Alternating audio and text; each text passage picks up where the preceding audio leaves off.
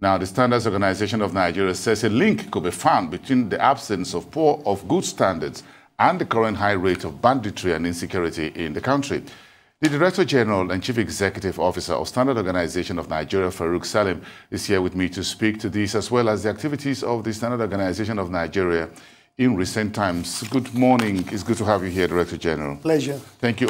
Now, let's go straight to business, because the issues or the implications of substandard goods is a vexed issue when we're discussing insecurity in Nigeria.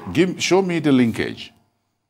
Well, I mean, the linkage basically is that our local companies, some of them like the cable companies, which is the best in the country, follow the standards.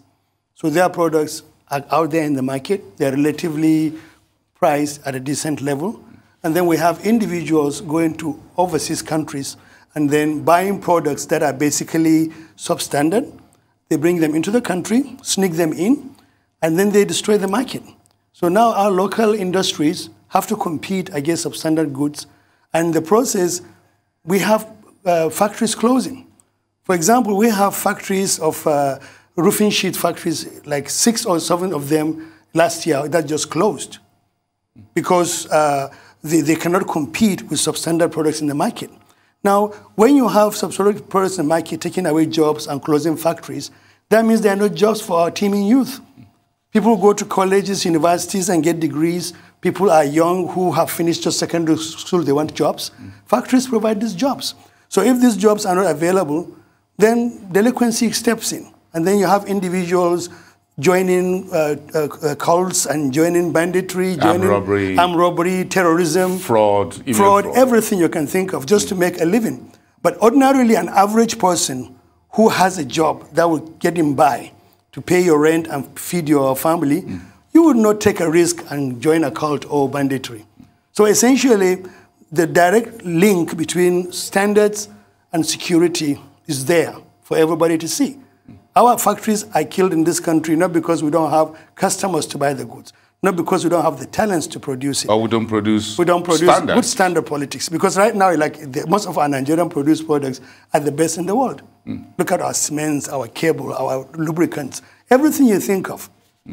But they're not competing favorably in the market because substandard goods are flooding the market and they're destroying them. So the fight against substandard goods, which are import, is an ever-going war for you? It is. For Standard Organization of Nigeria. It is. It's ongoing. It's permanent. It's more like the gift that keeps giving. Essentially, it's there. People, because there's money in the business, people will still risk it. We have somebody, a long time ago, one of our former DGs called the guy and said, listen, I've been catching your containers every day. But why do you keep doing that? He said, well, Oga, if I have 5 containers arrested, but 1 escapes, that one will cover everything and give me more profit. That is how profitable this substandard trade is.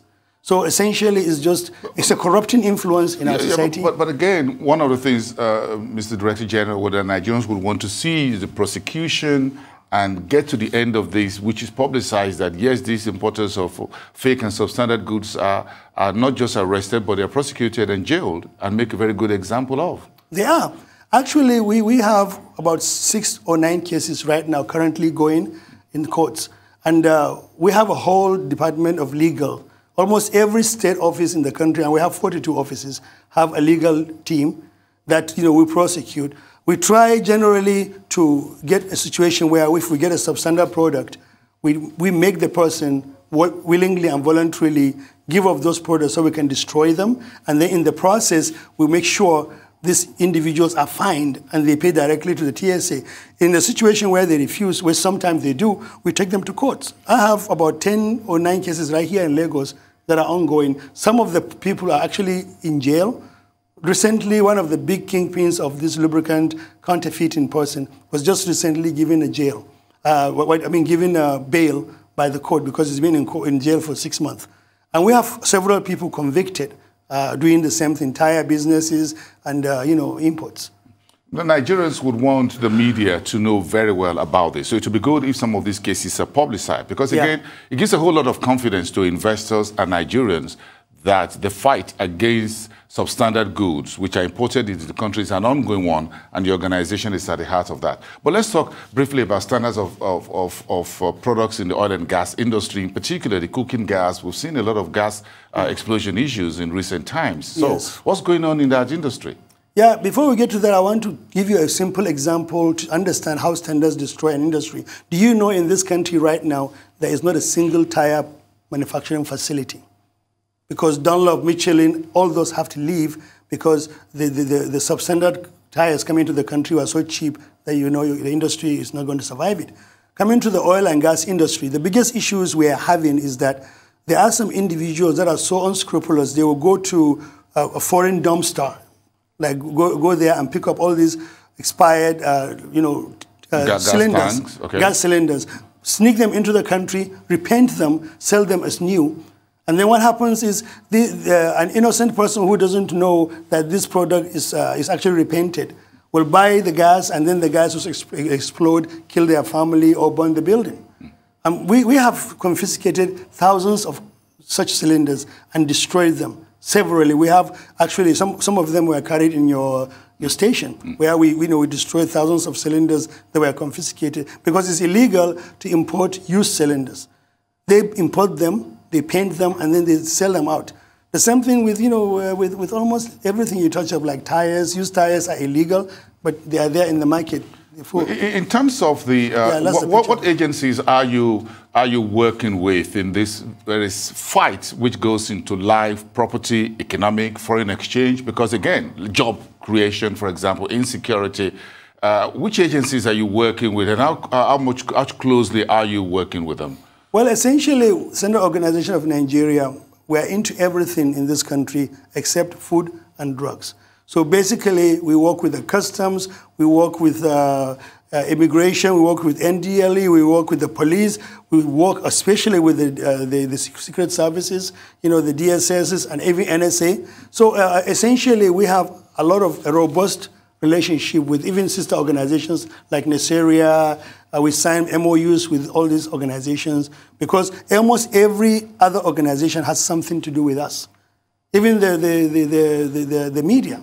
We all have, we have relationship. We try to get MOUs to work together and make sure, things are done appropriately. Well, fine. My cup of tea is going to escape your Standard Organization of Nigeria. So food and drinks are not included in. Well, actually, the point is, if it is too hot, then you escape the standard, because then if you spill it or somebody spills it on the next person, like what happened in the US, where some lady bought a coffee and through a drive-through, spilled it on her lap, burned herself. The McDonald's particular franchise that particular time, they didn't watch the temperature they're selling the coffee. They sell it like scalding hot. And because of that, it cost them $65 million. I'm going to get scared of you. You should. I'm getting scared of you. If you are breaking the rules, you should be. I'm going to get scared of you. That my cup of tea will come under your jurisdiction. Yes. But very important work you're doing, because as a journalist, I've seen the impact over the years of substandard goods under previous administrations. Yes. I mean, Director General at the SON, especially for cables like Nigerian Wire and Cable and others who had folded up even as coasted companies on the stock exchange, because the smugglers and importers of these fake and substandard goods are making things difficult. But again, one of the areas in which your operations at SON is required is the ports.